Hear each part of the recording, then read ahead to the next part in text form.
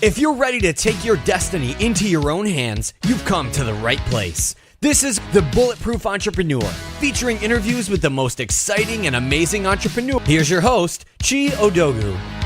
Hey everyone, thanks for tuning into the show today. If you love what you hear on today's episode of the podcast, go to iTunes and leave a review and a comment. It helps other great listeners like yourself find the show. And of course, you can always find more episodes of the Bulletproof Entrepreneur podcast at www.odogwu.com. And without further ado, on with the show. Hey guys, welcome to the show. I have a great guest tonight. I'm talking to an actual rocket scientist. So Peter J. Scott is a former NASA employee who's written an interesting book titled Crises of Control. I want to give you the full intro I wrote for Peter, but Peter's going to talk about himself in great detail in this conversation. I'm just excited to have him on the program because it's an interesting topic and I've never really sat down to talk to an actual rocket scientist. You know, people always talk about, oh no, it's not rocket science. Well, this is an actual rocket scientist. He has the intellectual horsepower to take us on a whole different conversation plane. So Peter spent over 30 years working as an IT professional for NASA, and he's now a business consultant that consults with NASA and other companies. He's also a coach. He's a trained neurolinguistic expert. He holds a master's degree from Cambridge University and lives with his family in British Columbia. So I'm pleased to have him on the show today to tell us a little bit about himself, his background, his new book titled Crisis of Control, and what the future of AI holds for humanity. So with that said, Peter, welcome to the show. Thank you, Chi. I really appreciate your inviting me on the show, and pleased to meet you and all of your listeners. And yes, technically, I'm a rocket scientist, if you want to call the people that work at the Jet Propulsion Laboratory that, and most of them do deserve that title. I work on their enterprise computing infrastructure for them, and gives me a nice background into all kinds of leading edge technology in computing. But my book was born out of originally some years ago, 2013, I was casting about for ideas for talks that I was giving in a series to improve my public speaking skills at Toastmasters. And one thing led to another as I was synthesizing the different things that I was interested in working in.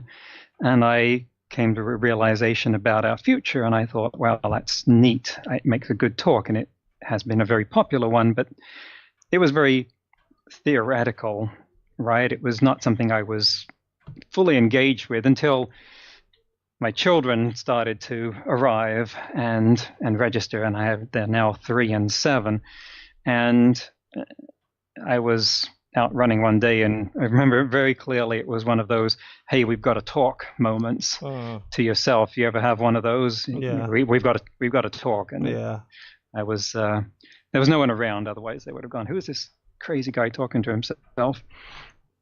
And I said, do you really believe this, the things you've been saying? And I answered, well, yes, sure. And I said, no, really. I know it sounds crazy, but this is how it went. You really believe that all of the parts of you, including the ones that like to argue with the other parts? So that took longer to answer. And I said, yes. And then the answer was, well, what does that mean for your daughter's future? How likely is it that they will get to grow up and experience the same opportunities for life, liberty, and the pursuit of happiness, and raising a family like you have? And when you get that kind of message as a father, and I just ask anyone who is a parent to think about that. What do? You can't ignore that. Uh-huh. And I said, well, okay, what do I do about it? Because I'm not like a public name. I don't run a huge corporation. I'm not even active in developing AI. What am I supposed to do? And the answer was, well, you know how to explain things so that people can understand. It's probably because I have both parents being teachers. And I wanted to argue with that. I said, no, I'm not a public speaker, practiced professional one, but it wouldn't let go of me. So here I am, and there's a lot more to it than just the rise of AI. That's a like half the story. But the other half is that regardless of that, the exponential growth of technology brings within reach of increasingly average people the ability to construct weapons that could destroy large numbers of people, kill many people, and not nuclear weapons, but bioengineering. And there's a whole section in the book about how that is getting more and more feasible with things like CRISPR-Cas9 that some people will have heard of. So even if nothing was happening with AI, we would still have to figure out how to stop average people who had some mental problem or deep resentment from unleashing that sort of power. And I think that one of these can help solve the other if we can learn how to create ethical and compassionate artificial intelligence.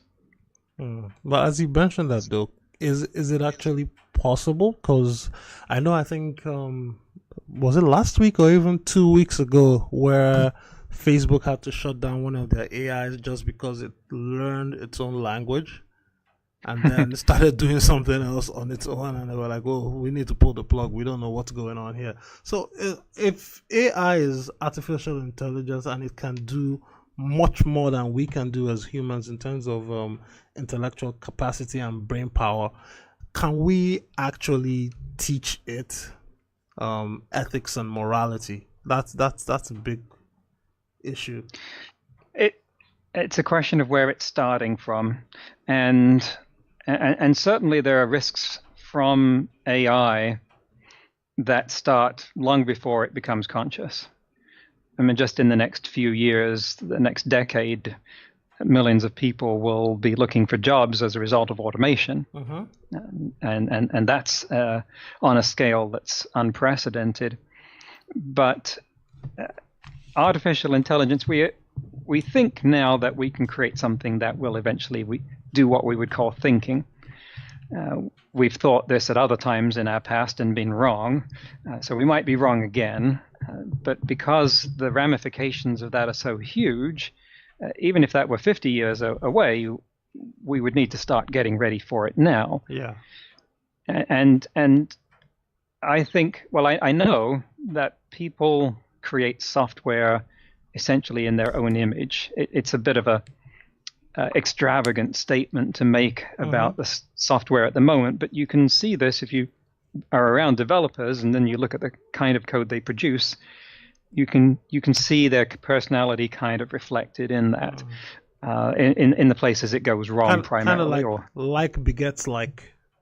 Yes, and if you think about who is likely creating the most AI at the moment, it would be the defense industry, it would be big business, it would be big finance, and these are not famous for moral standards. Yeah. And so that's what I would expect to see reflected in those AIs when they arise, and that's a problem unless we can get there first with something better. But it sounds to me, as you've mentioned, that the resources are already skewed towards, like you already said, defense, big business, and high finance. They have all the money, they can hire the best computer scientists and engineers and software developers to do all the coding work. So as mere mortals and ordinary human beings, we cannot fight the power, so to speak. So how can we position ourselves to be in a position to create an AI that is, would I say compassionate, or would I say be molded in our own images and will help us versus the fight against the big corporations and the defense complex? Well, that is a great question, and I'm not going to pretend that the odds might be even that favorable, but I think it was Elon Musk who said that even when the odds are against you, you still have to do everything you can to fight. Yeah. And he's very central in this whole topic. But the fact is that there is a model that has beaten the defense and big business industries at their own game before. And the example is the internet. And I'm old enough to remember what we had before we called it the internet. It was the ARPANET. Which came out of the defense industry. Exactly. And was developed by them. But that's the success story. You see, prior to that, the military had their own protocols for networks, and so did big businesses like Microsoft and Novell had protocols that get very little attention now. They're entirely legacy because the internet was developed as a public, transparent, open source project. The code was freely available, freely shared. Everyone could look at everything that was being done through the IETF, for instance, that the body that published all of the standards and specifications. And as a result, it was developed to be such high quality and so powerful, such a compelling case that it beat out those other standards. Now, no one would think of using those other standards in anything new. The internet won there, and that's the one thing that can beat those large vested interests, is all of us contributing to open source. And there's an organization that's been founded exactly to do that. OpenAI.com is dedicated to developing AI transparently and openly.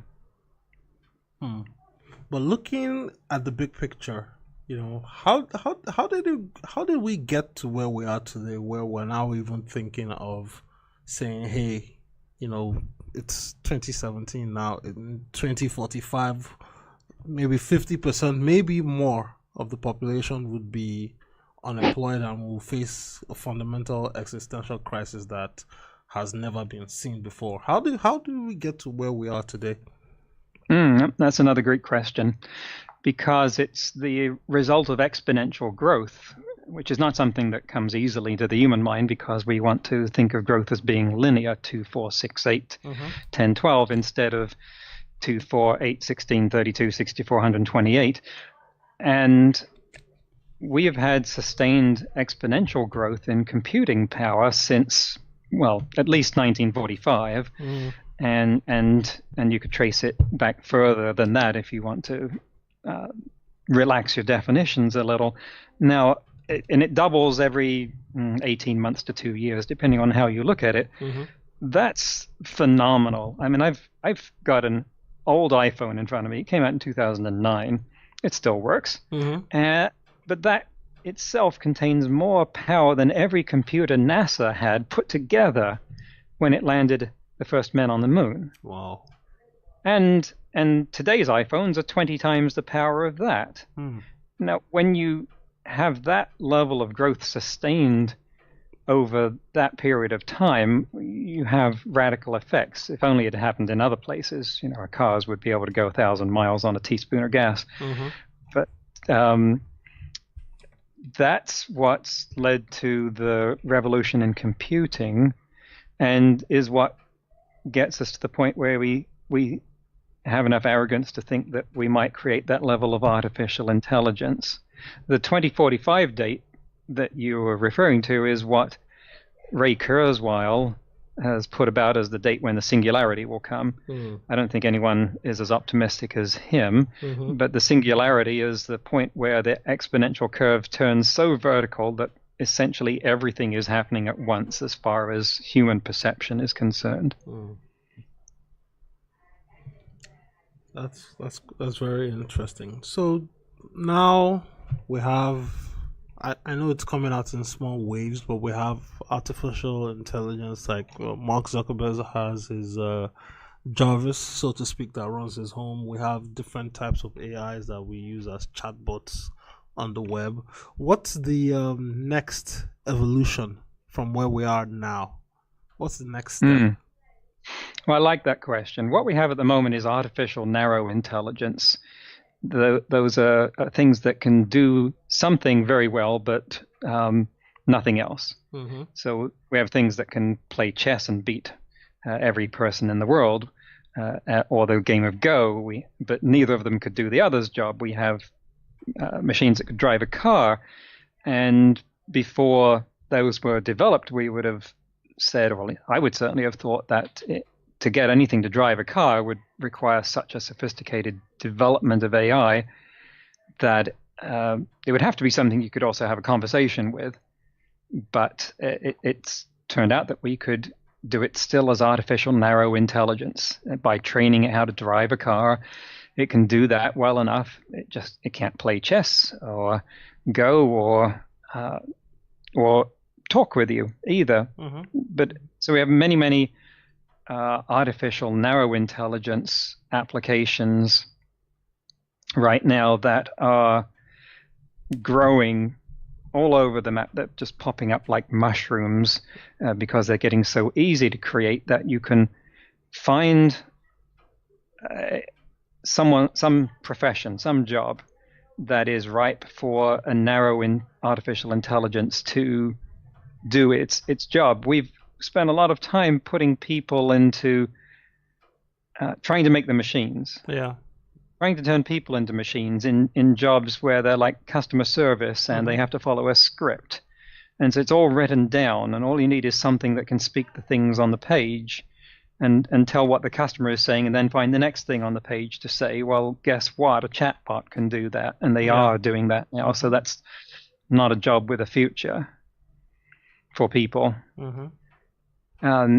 And some of that extends into much more highly paid jobs too, because people that work on Wall Street and analyze financial markets for a living, well, that turned out to be something that a much bigger AI can do just as well.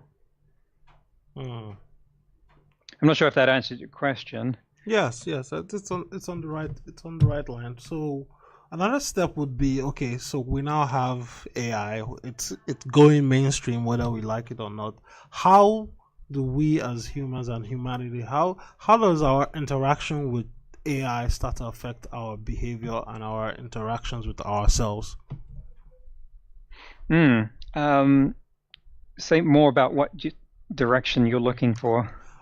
So I'm thinking, for example, if, like, okay, we'll go the chatbot route. So if, for example, I'm talking and I need a customer service interaction, and it's a chatbot I'm relating with, I know that it's anything I ask for, it's just going to narrowly just give me one or two responses, and I'll just pick and choose from there, and it goes forward. So how do we, as it gets smarter, what I'm trying to say is, can we, start having like fun, casual, friendly relationships with computers, is what I'm saying. Something that we could talk to Yes. more conversationally. Exactly. There is a lot of interest in this, because the better something is at that, the more levels of an enterprise you can use it for answering the phone.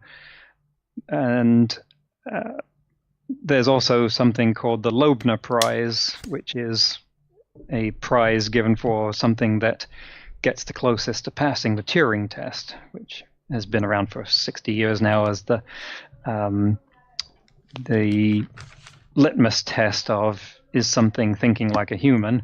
You get to talk to it over a computer link, and if you can't tell that it isn't human, well, then the answer is yes, it's thinking like a human. I think what we'll see is that people will put together more of these artificial narrow intelligences as they become commoditized, as they become modular units that people can ship around, and then you can say, well, I'll put together this one that knows how to drive a car, and I'll plug in the module that knows how to play chess, so I can do that while it drives me to work, and I'll plug in the conversational module so I can talk with it as well. Mm-hmm. And a lot of those conversational modules will put together means that it won't just know about one sector, but it could know about other ones as well, and hold perhaps a more interesting conversation. There's still a lot of, I think, unknown about how people relate to something like that, knowing that it's a machine, and it doesn't have its own wants and desires, although it could do a very good imitation of it. But we also know that people will react favorably to a chatbot that's programmed to act like a psychologist, a psychotherapist, even if it's not a very good one.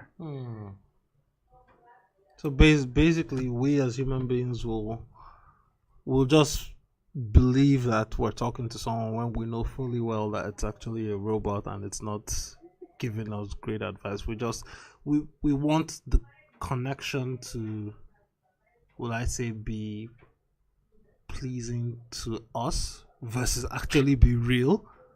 I think in the case of the psychologist, it was an example of something being a good listener. Okay. It would just keep asking people, tell me more about that, and they knew that there was nothing on the other end that was going to judge them. So it was kind of like talking to your cat. Yeah. It would just keep listening, and it had enough intelligence to refer back to other things you had said earlier to try and connect the dots. A lot of psychotherapy is just this paying an interest and trying to connect dots.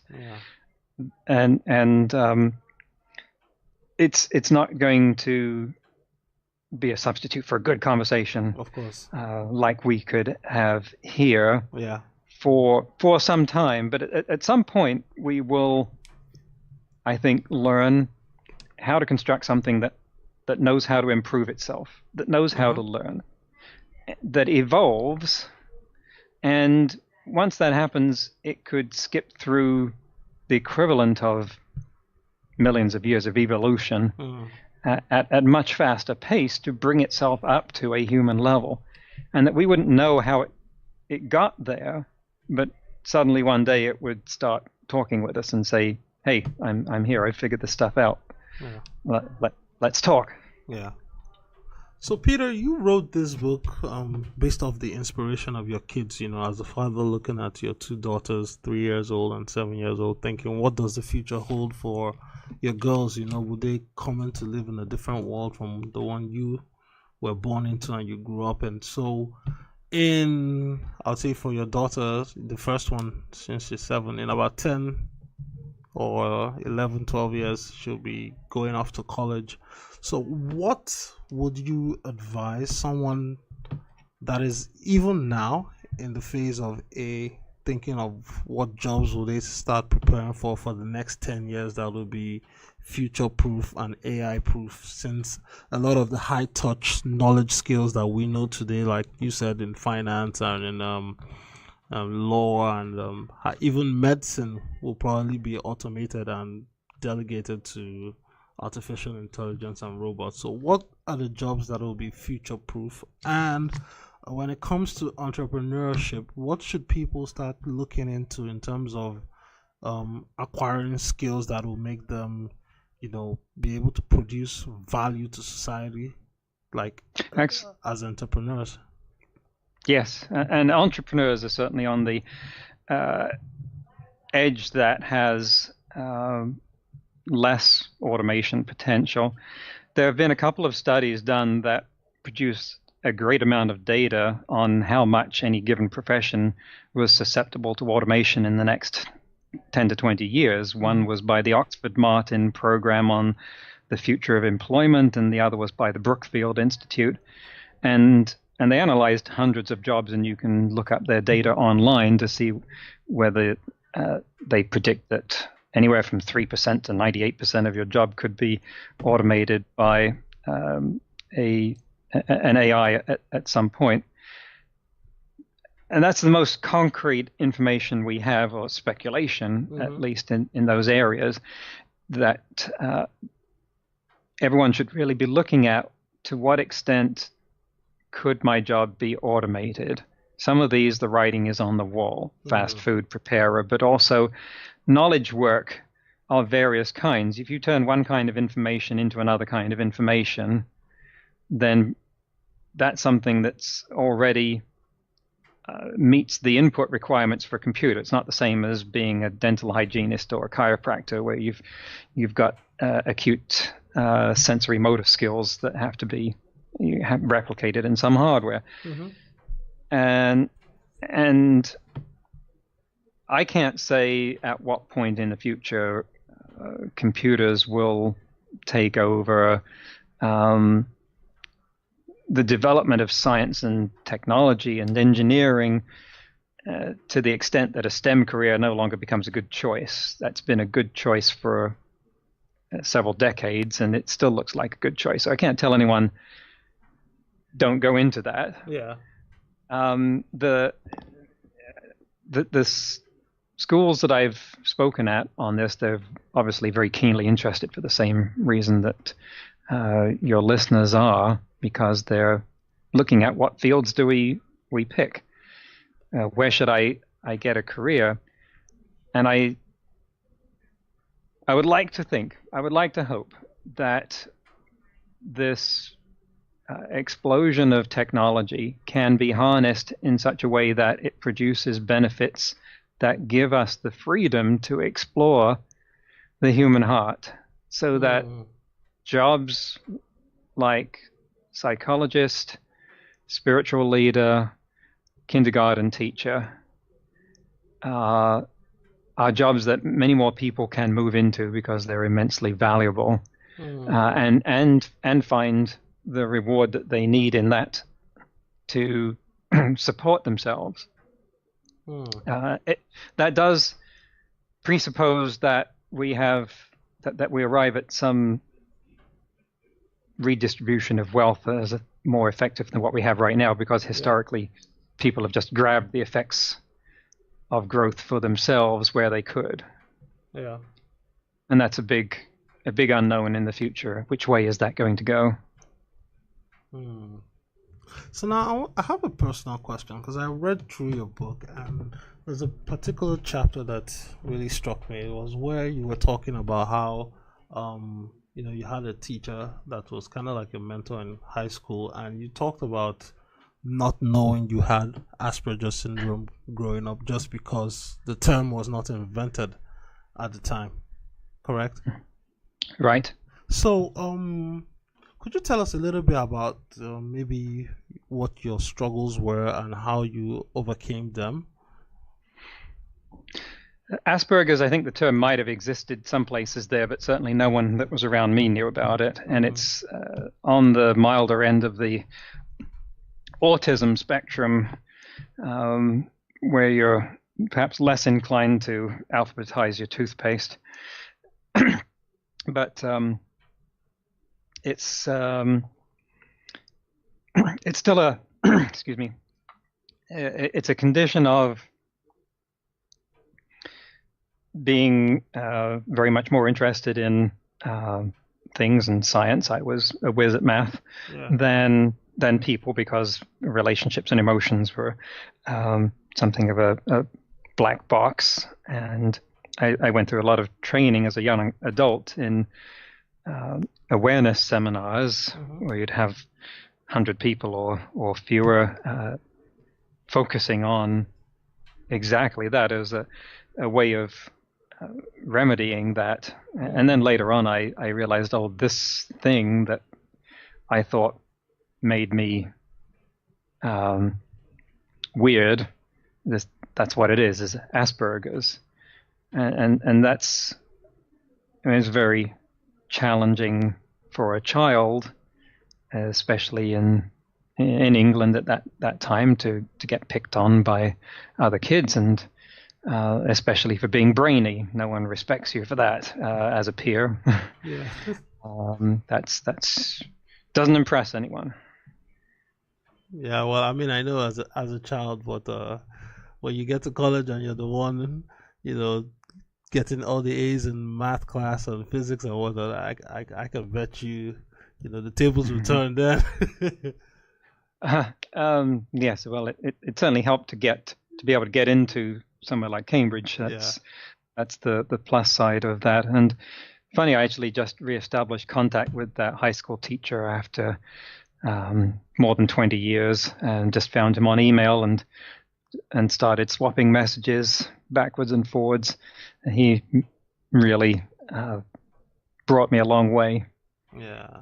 And you also became a certified NeuroLinguistic coach, and you took Toastmaster courses. You really developed the soft skills. So I guess what I'm trying to highlight here is that especially a lot of people, if they're on the brainier end, will tend to feel, that disconnect from obviously other people and having those emotional connections, even if they're not on the high level like you. There are just some people that just kind of feel awkward in terms of having that emotional contact and relationship with other people. But you found a way to say, okay, you know what, yes, I may have been born this way, I may own this, but that doesn't mean I have to stay like this. I can actually improve myself, I can work on myself, and I can become better. I may not be as natural as everybody else around me, but guess what, I can develop it to the point where I'll be natural enough where this is not a challenge to me whatsoever. So I just want to highlight to people that, there's no such thing as a limiting factor. Everything can be a strength, everything can be improved, everything can be changed if you're willing to make the decision, because you had to decide, correct? Yes, I absolutely couldn't agree more. And that leads to the central value that the book provides that goes beyond the messages that you can hear from other people now, which is the need for these two worlds that coexist to varying degrees of comfort in me to merge in the worlds of technology and human development. I know that developers are uneasy with the soft sciences. Yeah. They just don't want anything to do with that for some very good reasons, and vice versa. People in the human development industry are not paying attention to where technology is going because it is not their thing. They are very much right brain, and they pigeonhole that as left brain accurately up until now. But it's the merging, the joining of those two fields that is our potential salvation. And that's what I'm trying to help bring about. So when you talk about merging, for me, I'm just looking at this simply and I'm saying, okay, if we're going to try and merge the left brain and the right brain and kind of get to the center, that means, for example, somebody that grew up as a creative artist, maybe a lawyer, a writer, a painter or whatever, that person should be able to learn at least some level of coding and some level of technology so that they can apply that to their creativity and their art and create something that could at least help them try to survive the seismic shifts that are coming in the future.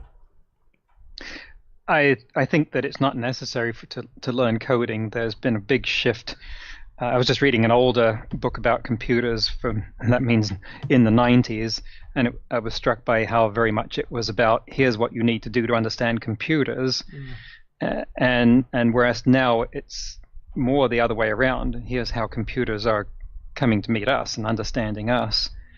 And I think that the people with the creative skills need to understand the impact that computers are going to be having and prepare themselves for the way the world is going to change, to be able to help people that are going to have difficulty with their jobs, with understanding what's going on, to bring some of that human touch to people that will need it because of just the rate of change. And some people are better at that. People who are coaches deal with the existential question, helping people understand and deal with existential questions. Who am I? Why am I here? What's my purpose in life? And we will be confronting that at the same time that artificial intelligences are. They'll wake up and ask the same thing. So a great many people in the population will have to deal with these difficult questions that they never expected their survival to hinge on. Okay. Cool. So as we start to wind down the show, I have just a couple wrapping up questions for you. So now you consult as a consultant for NASA after you were with them for many years. You also have your own coaching practice and you're a speaker. So what gets you fired up to wake up in the morning and go to work? To make a difference for people, number one. That's why I'm in computer infrastructure, for one thing, and to create things that make people's lives easier and better. And also in coaching, the same thing. It's actually the same process in me of each one of them is reaching a flow state in some way to where time disappears and there's just me, them, and what we're talking about. That's the ideal kind of coaching situation for me, and also just to see how the world has changed and try and stay up with it, and maybe get out a little bit ahead of it, because there's always something new every day. And for people that are listening to the podcast, and we're going to talk about this at the very end, where they can get your book. So what are the 2 or 3 key takeaways you'd want people to know about your book? That the world is changing much faster than anyone was expecting it to a few years ago, and that technology changes are going to impact all of us in ways that make it imperative we understand that, and that we bring together the technology world with the human development world. I would like to see Google and Facebook hire divisions of philosophers. And I hope that they will wake up to the need for that.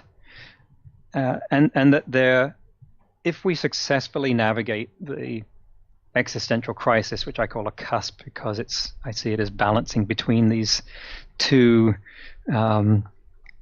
risks, like a Scylla and Charybdis, a rock and a hard place. Yeah.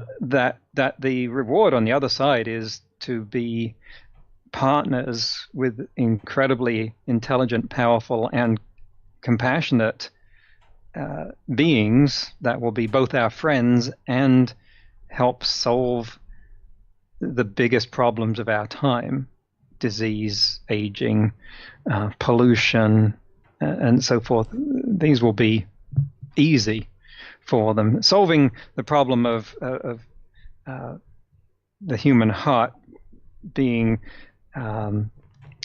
damaged to the point where someone would want to exercise their ability to kill a large number of people. That's a tough problem. That's where I need a super intelligence to help figure that out. Who's an entrepreneur you admire, and why do you admire the person so much? Or who are the people you admire and you look up to? The easy answer to that is Elon Musk. The man is superhuman in so many obvious ways, and he's driven by the same things that I am. Clearly, he can see out ahead, and he's doing everything he can to do this. Otherwise, I mean, starting your own private space company is not a great way to make money. That's really a crazy choice, unless what drives you is creating a backup planet for the human race. Mm-hmm. So clearly, what he does is something that I admire very much. And my final questions today is for people that are just coming out of college, since graduation was in May and we're in the middle of summer right now. So looking back on your career, what are some of the key words of wisdom or advice you'd want to share with someone that's just starting out you have the benefit of many years of experience. So what are some words of wisdom you want to share for someone just starting out their career as they look to the future? I'd say, first of all, I envy the amount of resilience that you must have at this point, because the world is changing faster and you've adapted to that. One thing that presses me about people of this age that I've talked to is their ability to face the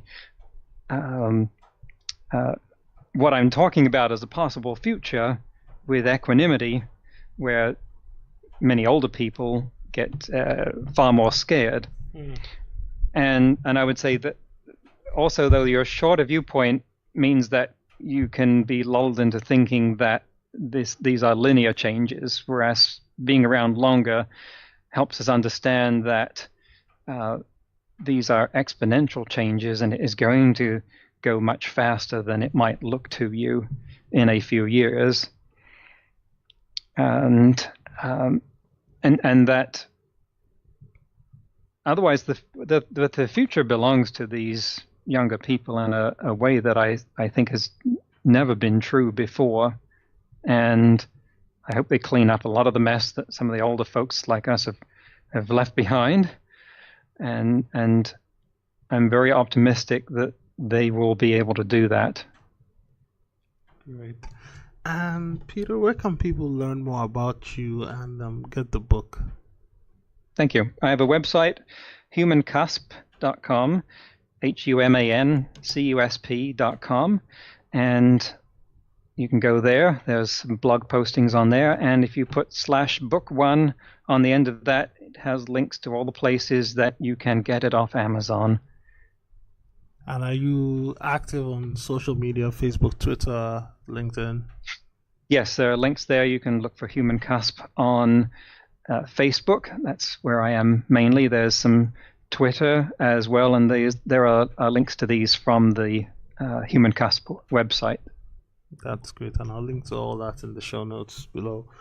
Peter, it's really been a pleasure having you aboard to share your words of wisdom about change in technology and the way the future is going to be. And I just pray that as we're all listening to the show, that we all start thinking about, how to make ourselves essentially future-proof and just develop the skill set we need to be able to adapt and reinvent regardless of what comes along in the next few years. So it's really been a pleasure having you on, and I just want to say thank you.